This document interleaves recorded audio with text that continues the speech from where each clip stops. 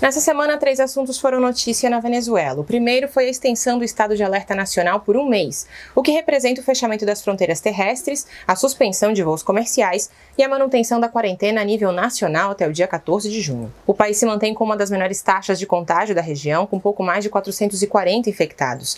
E ao todo, a Venezuela já realizou mais de 525 mil testes diagnósticos.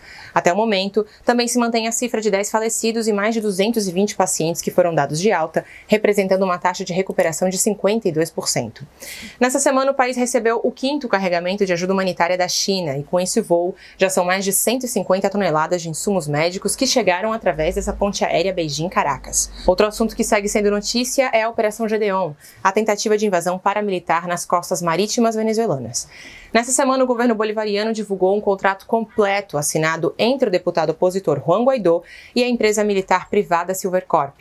O documento de 41 páginas previa uma série de aberrações legais, entre elas a criação de novas estruturas militares mistas entre a Venezuela e os Estados Unidos, o pagamento de uma bonificação de $10 milhões ao Silvercorp pelos serviços prestados, além de dar total autonomia para que os militares estadunidenses executassem colaboradores do chavismo, sendo militares ou civis, que fossem considerados ameaças para o novo regime que seria presidido por Guaidó. Além disso, foram divulgados novos depoimentos dos criminosos detidos pela Força Armada Nacional Bolivariana, que confirmam que o Jordan Grudeau, o diretor da Silvercorp, assegurava ser subordinado de Donald Trump. Enquanto isso, o Congresso dos Estados Unidos exige explicações da Casa Branca sobre a sua relação com a autoria da Operação Gedeon.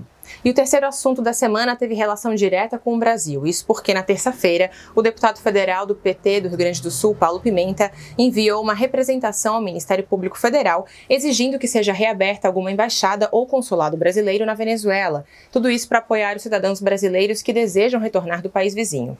No dia 5 de março, o governo Bolsonaro anunciou o encerramento da missão diplomática brasileira no território venezuelano.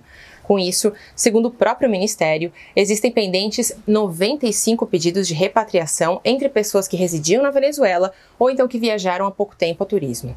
E já de acordo com relatos desses brasileiros, o Palácio do Itamaraty não oferece ajuda nem qualquer informação sobre o retorno ao país. Com todas as pessoas com quem eu conversei, tanto brasileiros que seguem na Venezuela, como aqueles que puderam voltar, a avaliação é unânime, de que as autoridades venezuelanas estão atentas e ajudaram mais do que o próprio Estado brasileiro.